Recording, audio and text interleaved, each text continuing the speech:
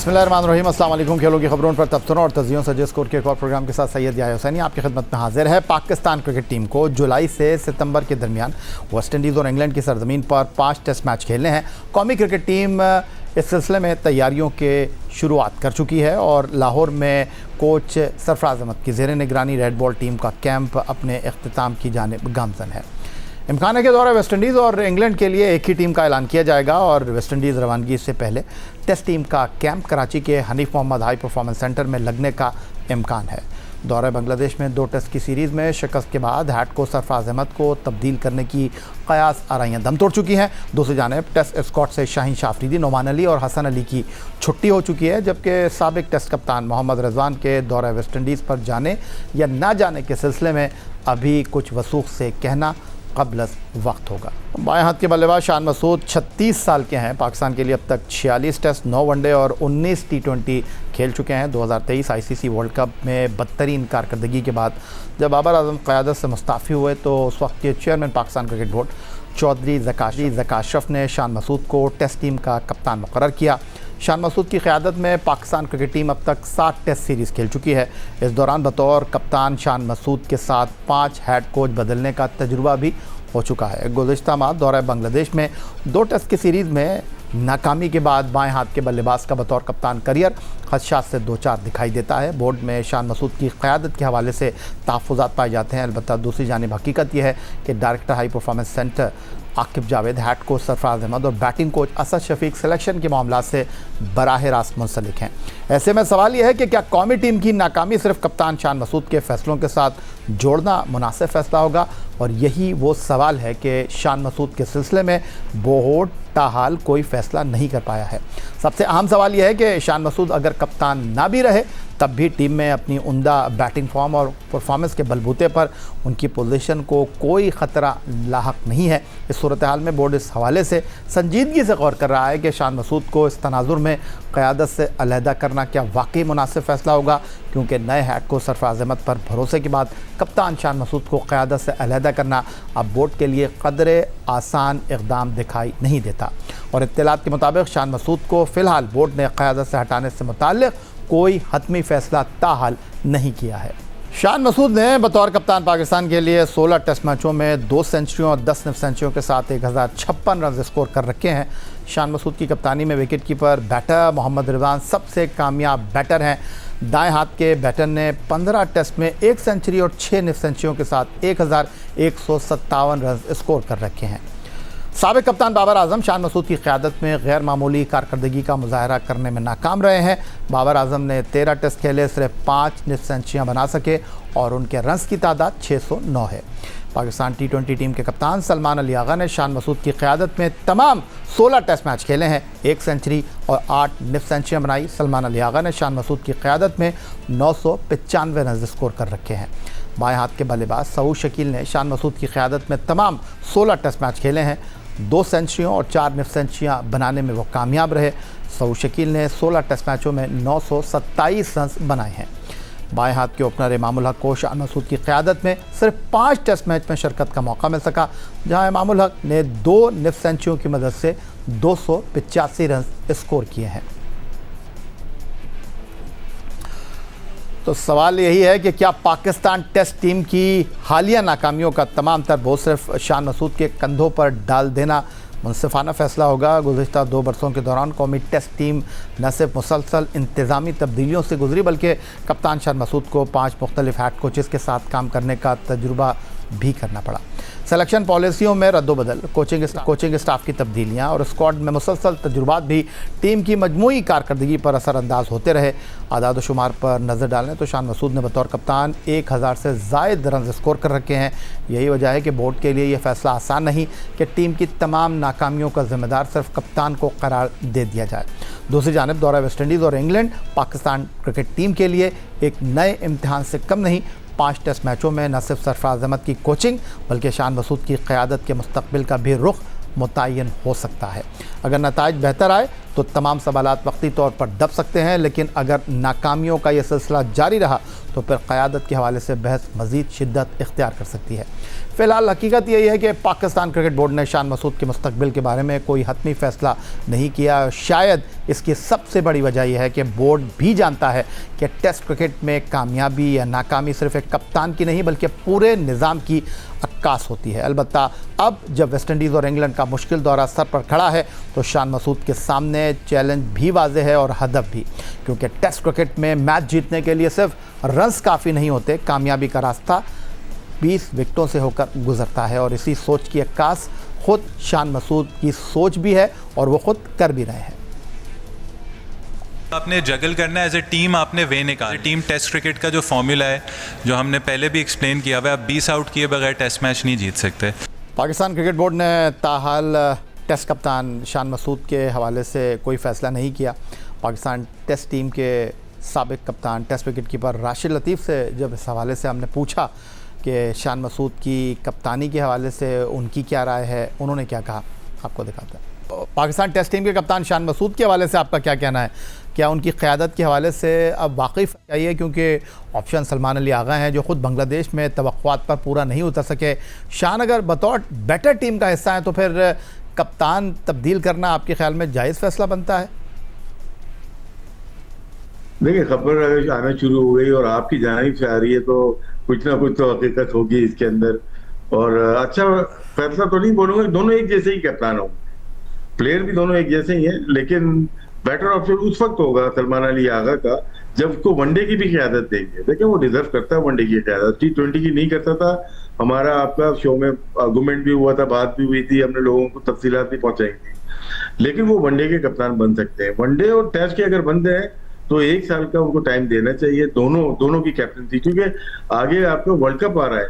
इसका test cricket का captain के लिंक जो होना चाहिए, जो वर्ल्ड कप में जो क़यादत कर रहा है उसके साथ लिंक होना चाहिए। शान मसूद पाकिस्तान टेस्ट टीम के कप्तान रहेंगे या नहीं रहेंगे, इस हवाले से पाकिस्तान क्रिकेट बोर्ड की सिलेक्शन कमेटी के साबिक सरबराह तौसीफ़ अहमद से हमने इस्तफसार किया। उनका शान मसूद की कप्तानी और पाकिस्तान टेस्ट टीम के हवाले से क्या राय है, आपको दिखाते हैं। शान मसूद साहब, बिला वजह इनको क्रिटिसाइज़ किया जा रहा है। शान मसूद को आपने रखा डी कैटेगरी में से A कैटेगरी की मांग रहे हैं। अगर एज ए बैट्समैन आप उनकी बात करते हैं तो शान मसूद के जो हैं वो 10 निफ सेंचुरियाँ हैं, 2 सेंचुरियाँ हैं, 1056 रन्स हैं। और आप मुझे ख़ुद बता दीजिए, अभी आप ख़ुद कह रहे हैं कि जनाब मुस्तकिल मिजाजी होनी चाहिए। 7 सीरीज़ में 5 कोचेज़ के साथ शान मसूद ऑपरेट कर रहे हैं, तो आप उसके ऊपर भी सारा इल्ज़ाम शान मसूद पर डालते हैं? मैंने नहीं कहा, मैंने कभी भी नहीं। आप कहते हैं रहना चाहिए उनको कप्तान? बिल्कुल रहना चाहिए, क्यों नहीं रहना चाहिए, लेकिन रह के करेगा क्या वो, जब बाकी 10 में 6-7 जो सीनियर हैं वो ही उसके करीब नहीं आएंगे। ये तो आपसे थोड़ी देख रहा हूं। पहले को आपने सुना वो कह रहे थे कि सीनियर को हल्का हाथ रखें। सर, बात ये है कि ये जड़ से नहीं उखाड़ सकते ना किसी चीज़ को। ये जड़ कहाँ से लगाई गई थी वो आप देख लें ना। जब वो टाइम हुआ था आपको खुद पता है ना कि क्या हुआ था।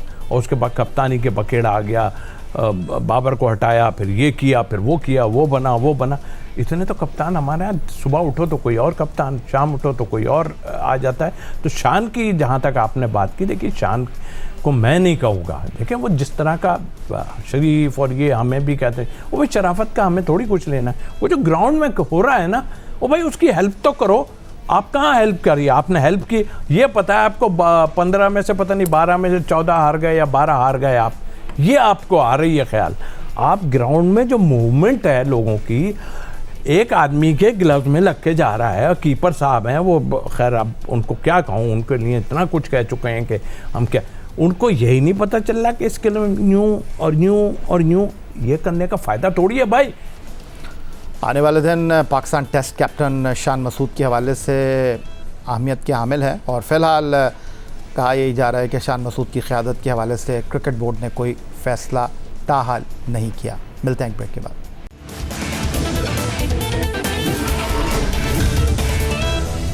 स्कॉटलैंड की फीफा वर्ल्ड कप 2026 में नॉकआउट मरहले तक रसाई की उम्मीदों को उस वक्त बड़ा धचका पहुंचा जब ब्राज़ील ने ग्रुप सी के आखिरी मैच में उसे 0 के मुकाबले में 3 गोल से शिकस्त देकर ग्रुप में पहली पोजीशन पर कब्जा जमा लिया। मियामी में खेले गए इस मुकाबले में स्कॉटलैंड को तारीख में पहली बार वर्ल्ड कप के नॉकआउट मरहले तक पहुंचने के लिए कम से कम 1 पॉइंट दरकार था, ताहम दिफाई गलतियों ने उसके खौफ खतरे में डाल दिए। स्कॉटलैंड के लिए बदकिस्मती ये रही कि वो ब्राज़ील के दबाव को बर्दाश्त न कर सका। पहले हाफ में स्कॉट मैककेंकी की गलती से ब्राज़ील को सुनहरी मौका मिला, जिसे विनीसियस जूनियर ने ज़ाया नहीं किया और टीम को बरतरी दिला बैठे। पहले हाफ के अख्तामी लम्हात में दिफाई कमज़ोरी एक बार फिर सामने आई और विनीसियस जूनियर ने हेडर के ज़रिए अपना दूसरा गोल स्कोर करके ब्राज़ील की बरतरी को दुगना कर दिया। दूसरे हाफ में स्कॉटलैंड ने वापसी की सड़तोड़ कोशिश की और चंद मौके भी बनाए, लेकिन ब्राज़ील की मुनज़्ज़म दिफाई हिकमत अमली और एलिसन की शानदार गोलकीपिंग ने उन्हें कामयाबी से महरूम रखा। मैच का तीसरा और आखिरी गोल मैथ्यूस को निया ने किया जब कोनिया ने ताकतवर शॉट के ज़रिए गेंद जाल में पहुंचा दी। इस शिकस्त के बावजूद स्कॉटलैंड मुकम्मल तौर पर टूर्नामेंट से अभी बाहर नहीं हुआ। ग्रुप मरहले के अख्ताम पर उसके पास 3 पॉइंट्स मौजूद हैं और गोल फ़र्क -3 है। वर्ल्ड कप 2026 के नए फॉर्मेट के तहत 12 ग्रुप में से 8 बेहतरीन तीसरे नंबर की टीमें भी आखिरी 32 टीमों के मरहले में जगह बना सकती हैं। स्कॉटलैंड की उम्मीदें अब सिर्फ उस सूरत में मुमकिन हो सकती है कि दीगर ग्रुप में तीसरे नंबर पर आने वाली टीमों के पॉइंट्स 3 से ज़्यादा ना हो।